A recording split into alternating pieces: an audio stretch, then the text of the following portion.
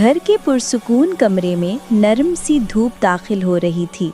عبداللہ کی امی پورے سنہری گاؤن اور سنہری نقاب میں لپٹی، باوقار، نرمی سے بھرپور اپنے 3 سال کے پیارے بیٹے عبداللہ کو دیکھ کر مسکرا رہی تھیں۔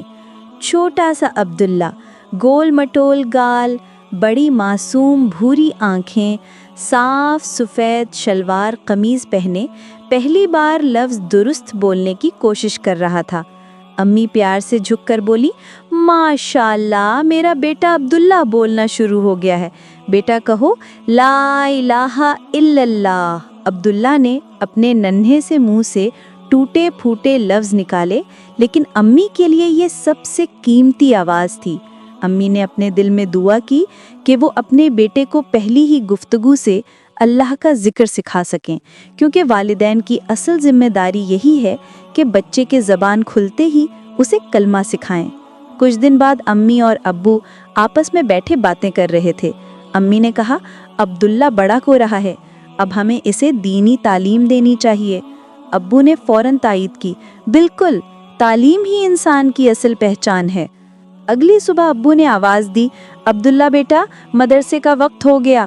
عبداللہ خوشی سے بھاگتے ہوئے بولا، جی ابو جان، جا رہا ہوں۔ پڑھنے لکھنے لگا تو امی نے اسے قرآن کی طرف متوجہ کیا، لیکن ایک دن وہ اداس سا آیا اور آہستہ سے بولا، امی جان میرا قرآن پر دل نہیں لگتا، میں کیا کروں؟ امی اس کے پاس بیٹھ گئیں اور نہایت پیار سے سمجھایا۔ عبداللہ کا چہرہ کھل اٹھا، واہ امی جان، اب میں ایسے ہی قرآن پڑھوں گا انشاءاللہ۔ ایک دن اسکول سے گھر آتے ہوئے وہ بہت چپ تھا۔ آہستہ سے داخل ہوا جبکہ امی کچن میں مصروف تھیں۔ عبداللہ نے سوچا، شاید امی مجھ سے پیار نہیں کرتی، مجھے آج دیکھا بھی نہیں۔ لیکن جیسے ہی امی مڑیں، انہوں نے پیار سے پکارا، ارے میرا بیٹا آ گیا، ادھر آؤ، مجھے تمہاری کتنی یاد آ رہی تھی۔ عبداللہ کی آنکھوں کی اداسی لمحوں میں دور ہو گئی، وہ لپک کر امی سے لپٹ گیا۔ امی جانتی تھیں کہ والدین کی محبت بچے کے اندر اعتماد اور خوشی پیدا کرتی ہے۔ اسی دن عبداللہ نے آہستہ سے کہا، امی جان میرے دوست نے ایک بات بتائی، کہا کسی کو مت بتانا، مگر میں آپ کو بتا دیتا ہوں۔ امی نے فوراً پیار سے سمجھایا، بیٹا دوسروں کے راز دوسروں کو بتانا بری عادت ہے، راز حفاظت سے رکھنا چاہیے۔ عبداللہ فوراً مان گیا، ٹھیک ہے امی جان، اب میں کبھی کسی کا راز نہیں بتاؤں گا۔ ایک دن امی نے اسے بلایا، بیٹا آج میں تمہیں سورہ بقرہ کی آخری آیت یاد کرواتی ہوں۔ ساتھ ساتھ انہوں نے اس کا ترجمہ بھی سمجھایا، کیونکہ اصل مقصد صرف یاد کرانا نہیں بلکہ اس کے دل میں قرآن کی بات بٹھانا تھا۔ شام کے وقت عبداللہ آسمان کی طرف دیکھ رہا تھا۔